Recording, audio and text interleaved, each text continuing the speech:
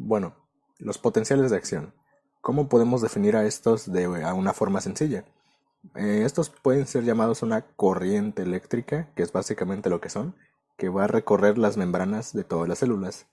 Es un impulso nervioso, tal cual. Eh, Esto con el fin de generar una acción al final de ese impulso nervioso, que puede ser la contracción de un músculo o la secreción de tal hormona. Si ven, aquí es una fibra nerviosa que no está generando ningún impulso y aquí poco a poco va a ir recorriendo toda la membrana de la célula este impulso.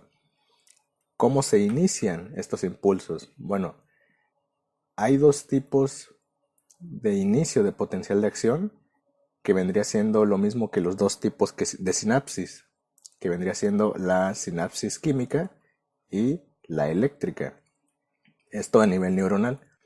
¿Cómo se inicia cada uno? Bueno, un potencial que se va a originar en el soma de la neurona va a llegar hasta la parte distal de la neurona presináptica.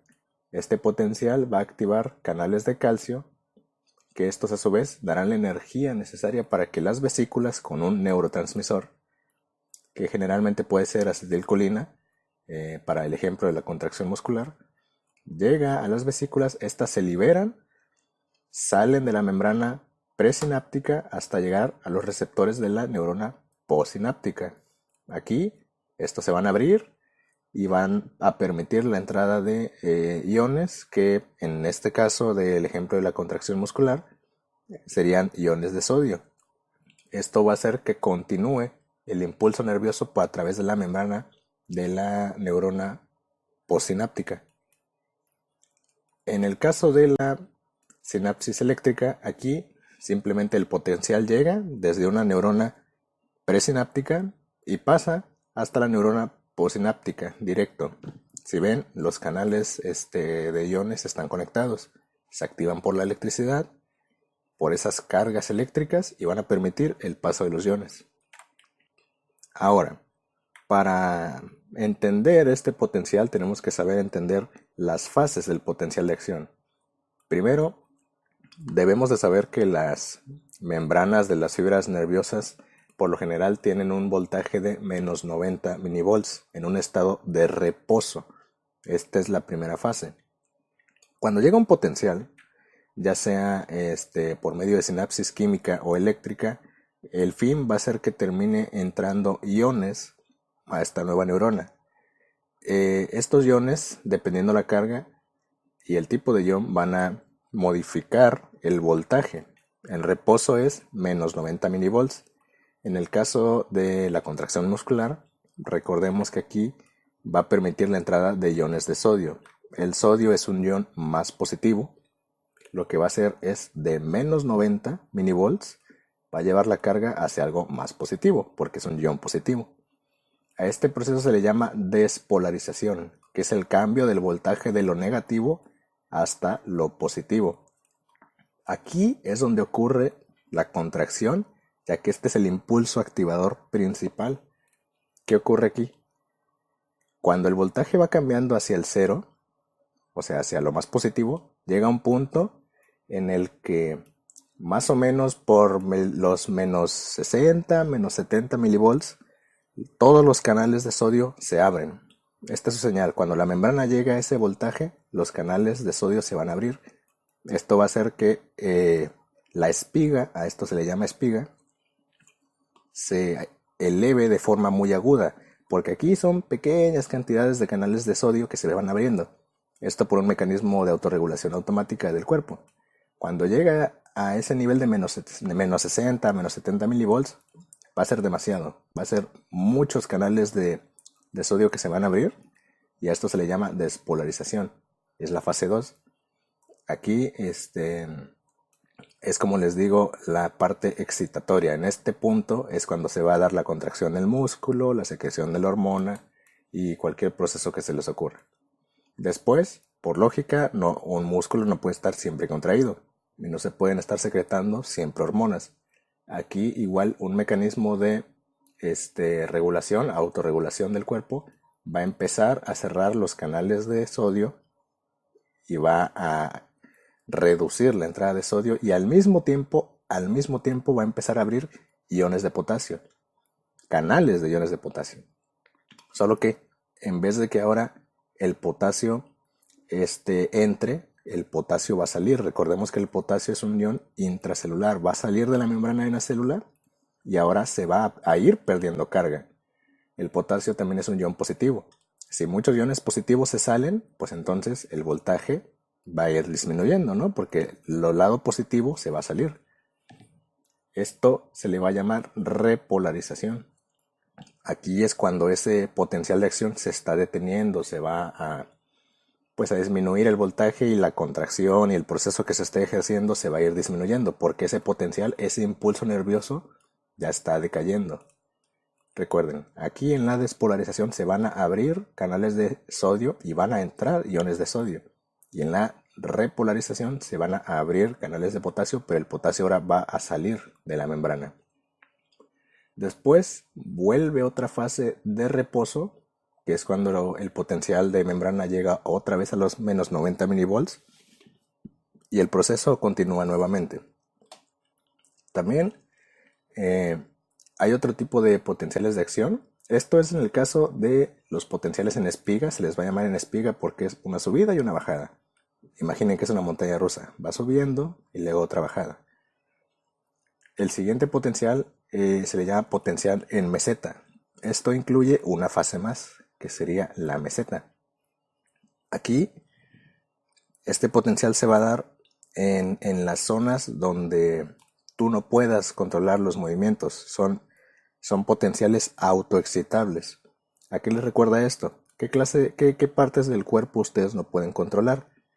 Los latidos del corazón, las contracciones peristálticas del tracto digestivo y demás ejemplos, algunas hormonas endócrinas también. Estos van a utilizar potenciales con meseta porque son autoexcitables. Aquí, por lo general, dando el ejemplo de la membrana del corazón, su potencial en reposo por defecto, su potencial en reposo de su membrana es de menos 60 milivolts. Si recuerdan, aquí en una fibra nerviosa normal el potencial era menos 90 y a partir de los menos 70, menos 60 los canales de sodio se iban a abrir. ¿Recuerdan esa parte? Bueno, aquí en ese nivel de menos 60 a menos 70 milivolts se encuentra la membrana en reposo del corazón. ¿Qué le permite esto? Que la fase de reposo es muy corta porque rápidamente entra otra vez en este nivel, se abren los canales de sodio y entra mucho sodio, entra directamente a la despolarización. Significa que nunca se va a detener. Si se dan cuenta, pues su corazón no se detiene, si no estarían muertos. Pues por esto, porque su membrana en reposo está ya directamente en los menos 60 milivolts. Ocurre la despolarización, entra sodio y ahora entra esta nueva fase. Se le llama meseta. Es como una pequeña saliente, como las mesetas. De ahí el nombre. Va a detener, si se dan cuenta, no es una espiga, subida y bajada. Despolarización, repolarización. Aquí no, es subida, se mantiene un poco excitado, un poco despolarizado y lentamente a la bajada, a la repolarización. ¿Qué ocurre aquí? Cuando llega a este punto, el potencial, ahora se van a abrir unos segundos canales. Se van a abrir unos canales de calcio que son de tipo lento. Se les llama canales L también porque son lentos. ¿A qué nos ayuda esto? Los canales de sodio se abren, se cierran, al mismo tiempo que se abren los de potasio. Aquí los canales de sodio se abren y después se abren los canales lentos de calcio, por eso dura más porque son lentos.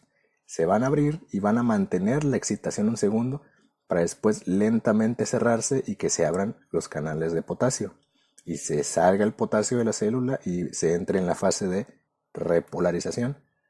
¿A qué nos ayuda esto? En el caso del corazón, esta meseta va a permitir que el potencial continúe la excitación para que después de que se despolaricen o se contraigan las aurículas, ahora les dé tiempo suficiente a contraerse los ventrículos. Esto es anatomía y fisiología del corazón, que ya subiremos en un próximo video. Pero ocurre la meseta, canales de calcio lentos mantienen la excitación para darle el tiempo suficiente a la contracción. Ahora se cierran lentamente y al mismo tiempo se van abriendo canales de potasio. Sale potasio, la membrana se hace más negativa en cuanto a voltaje, vuelve a su periodo en reposo de menos 60, que es el nivel en los que los canales de calcio se vuelven a abrir, y entonces rápidamente continúa el siguiente impulso. ¿Ok? Esto es, recuerden, sobre todo para procesos autoexcitables o que ustedes no controlan, contracción del corazón y contracciones del músculo liso. En este caso puede ser vascular, que casi no ocurre ahí, pero ocurre más en el músculo liso digestivo, del sistema digestivo. Recuerden, esto es un potencial en espiga, sus fases es reposo, despolarización y repolarización. Entrada de sodio, salida de potasio.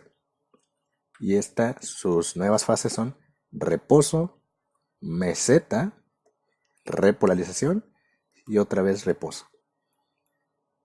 Aquí otra vez entra sodio, ahora entra calcio lentamente y después sale potasio.